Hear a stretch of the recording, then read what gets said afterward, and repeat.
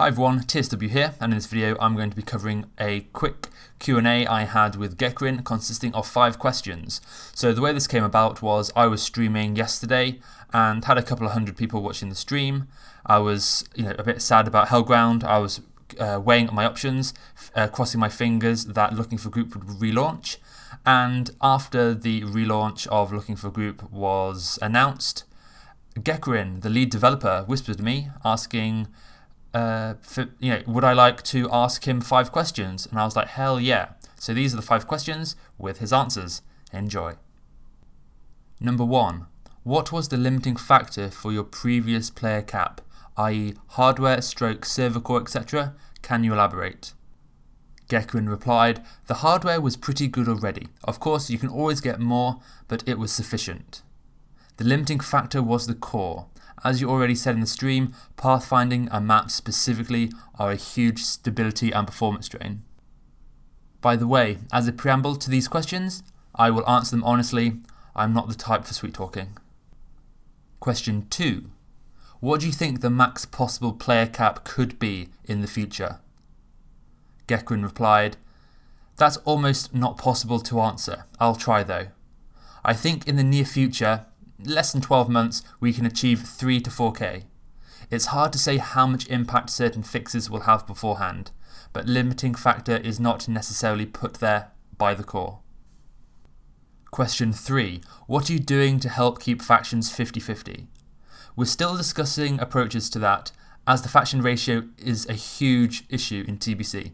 In the case of having Instant 60, we will offer the 100% mount for Alliance. That helped to some degree in the past, but we are thinking about additional things. Gekirin also added, I want to say something additional regarding the cap and stability. We're very well aware that this is the biggest problem we have on our server. The cap will always be what it needs to be to ensure a stable server. What happened on the last launch will definitely not happen again. We'd rather have 2x 2K servers that are stable instead of once unstable 4K server. Question 4. Who will host, where, and how to make sure Blizzard won't take them down like Hellground? What reassurances will we have, DDoS protection, and player volume? This is one of the questions submitted by one of the stream viewers. Gekirin replied, well, that's a bit of cheating right there in terms of number of questions. And then I say, okay, how about avoiding Blizzard? He replies, I'll answer, don't worry. Hosting is done in Germany. We have a DDoS protection in place. Regarding the server being taken down, again, I'm going to be honest here. If Blizzard tries to take down the server, we will do everything to keep it running, rehost it somewhere else. But if Blizzard should come after us personally, it will not look good. Question 5. What are you doing to make sure scripts and progress are fair and pre-nerfed? #long public test phase. This is one of my questions. Gekirin answered, we put a lot of effort into tuning numbers and making the encounters pre-nerfed script-wise. Since then, the Corecraft research has been published and we are comparing that with our numbers. He then added, I don't understand the fair part. Also, T4 and Tier 5 is already out there. Everybody can check that and see for themselves regarding numbers and so on. In the past, I replied, in the past, raid IDs have reset midweek for some guilds, IDs have been able to be run the same week multiple times. Well, that's obviously not fair, he replied. We try our best not to do administrative mistakes, but we are only human. He also added, one thing that personally always made us sad is all the corrupt charges we got, since we tried our very best to keep everything fair and never profited in any way from the server. Gekirin also added, the toxicity is one of the biggest problems too. As you can imagine, it highly demotivates people that put their free time into this. And as such, we have to rethink our approach to the community, e.g. trying to be open as before will probably not happen again. We have to protect our staff. Not surprisingly, the community managers burnt out the quickest. They are the ones taking the brunt of the toxicity if they act as a bridge between players and admins. This is a point that we were talking about on the stream. So they were the 5 questions. Just to elaborate my own extra to the answers, let's scroll up to the top. So asking about the player cap and the hardware, we suspected that it was a core issue that would be the limiting factor for the server capacity. So that's not particularly surprising, but what is maybe a bit more surprising is saying that in the future they could potentially have a 3 to 4K population.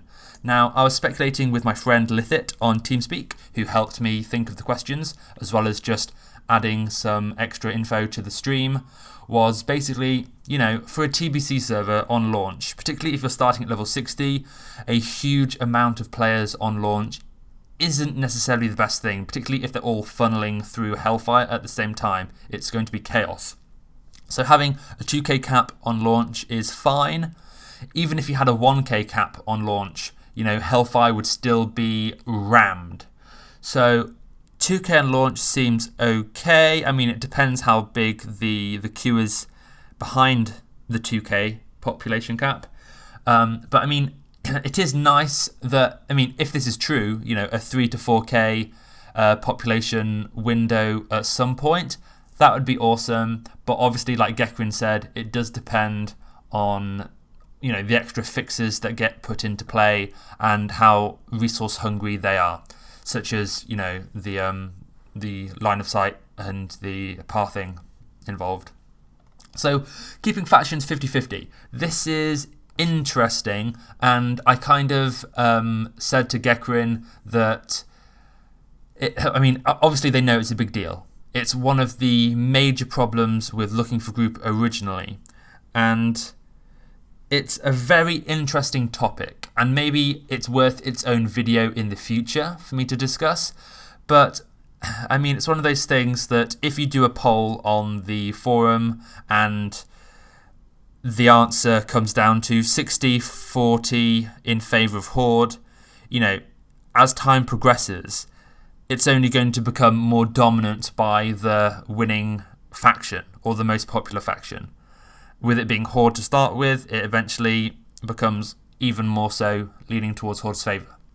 So I think the addition of the mount for the Alliance is a really good one, because it doesn't change the gameplay so much, and also it means that in PvP, or World PvP specifically, situations, the Alliance are able to be more manoeuvrable and escape the World PvP more easily.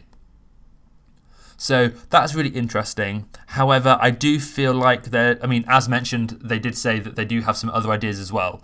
But I would be very quick to implement the other ideas if it still appears that Alliance is lagging behind. One thing I was hugely grateful for on Hellground was that on launch, the Alliance in their PvE progress were very, very strong and quick to get the server first kills. I was so glad that Alliance were able to, bang their chest, or whatever the term is, and really stand out, particularly against the Horde side, because no one can deny that a server is better when the factions are both thriving. So to go down to the next question about the DDoS protection and what they're going to do against Blizzard. They're hosting in Germany, which as I presume they hosted in Germany before. And as for the if Blizzard tries to take them down, they'll do everything they can to keep it up and to rehost somewhere else if necessary.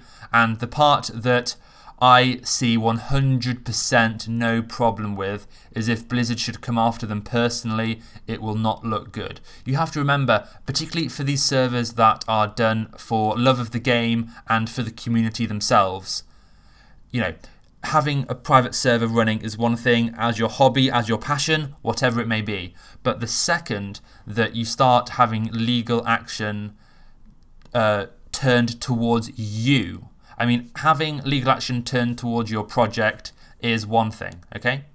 Please understand this. But having Blizzard targeting you as a person is a whole other thing. If I were running a private server and Blizzard wanted to take down my server, that's one thing, because they're targeting the server. It's not me personally. It's not me specifically. But if I were running a server and they were directing me addressing me, threatening me? At what point does it become okay for me to, give them the finger and to carry on? Like, when they know who you are as a person, it doesn't take much from, an email, a letter to turn into people knocking on the door. It's a scary thought, particularly if this is your hobby that you're doing in the background. I mean, Jesus, you could collect stamps or whatever as a much safer hobby. You're not going to get, this amount of legal issue with collecting stamps. Okay, so please appreciate that fact, and I have a huge amount of respect for Gekirin for his transparency and his honesty in this Q&A. The next question was talking about the scripts and basically making sure that everything's tested fine. And I'm slightly surprised, but let me preface this by saying this might not necessarily be the case. When I was talking about the raid IDs getting reset midweek, which definitely was a thing, and it definitely irked me greatly in the past. Basically, on a Wednesday night or Tuesday morning, some players' raid IDs would reset and they could run Kara again. And as someone who tries to play in the competitive scene in PvE, this was really annoying. When rival guilds or whoever were running Kara multiple times, it's like, are you serious? But he answers it as though it's a human error for the IDs to be reset. Now, I have, this isn't, I'm reading between the lines here, or assuming that, that was a human error by his answer, but I'm not necessarily saying that it is. But that's interesting nonetheless to think about.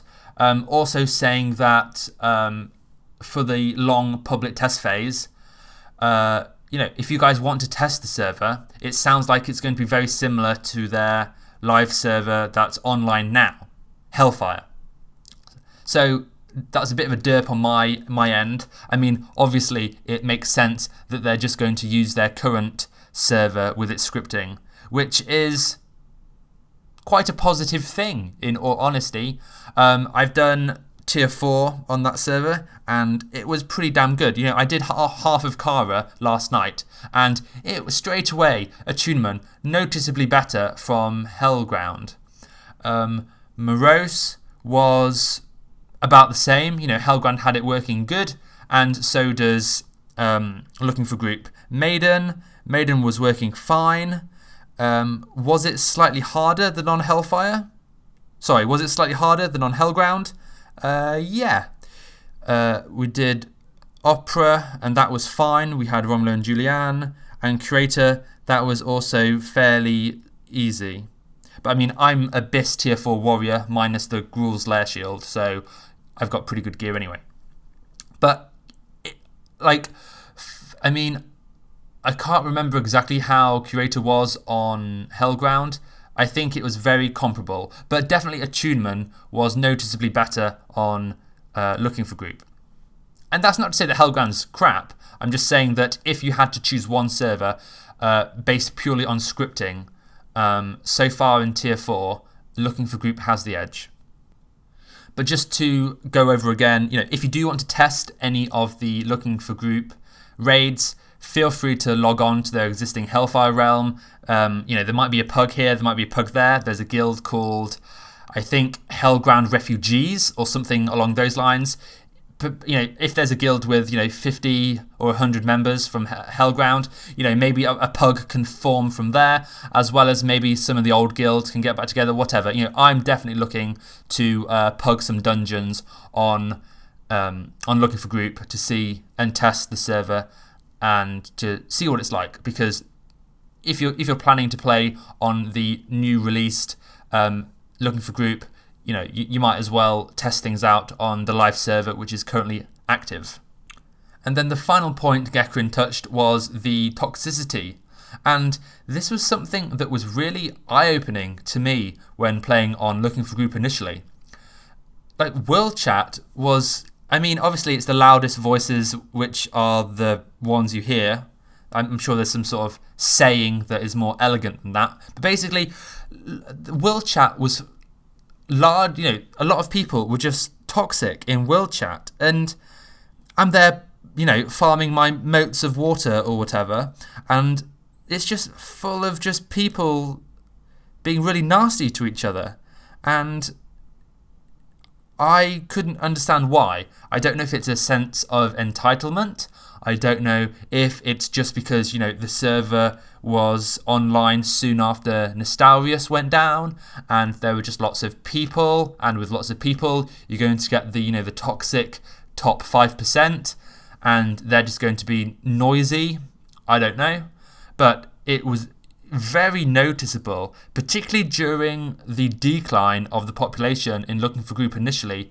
It was a bit sad, really, when I'm playing on this server, having a really good time, and people are just talking shit all the time about the server, and just, I don't know, just being unfair to players, overly critical, and just outright being just nasty people. But there's not a lot you can do about that. But I just said to Gekirin, if they want to take a different approach, they could just try and be more assertive with their just dominance with banning people or whatever. I think that it's never an easy answer to ban somebody, yeah. But I mean, if people are just being relentless, and I don't have, I could find some screenshots or whatever of the abuse or whatever, but I don't think I really have any to hand, and on their own they might not seem like much. But when people are just going absolutely crazy in World Chat, I do think that some sort of policy needs to be in place so that it doesn't get out of hand. Anyway, that was the Q&A. A bit of elaboration on my part. If you enjoyed the video, give it a thumbs up, subscribe if you would like, and I'll see you guys later. Thanks for watching. See ya.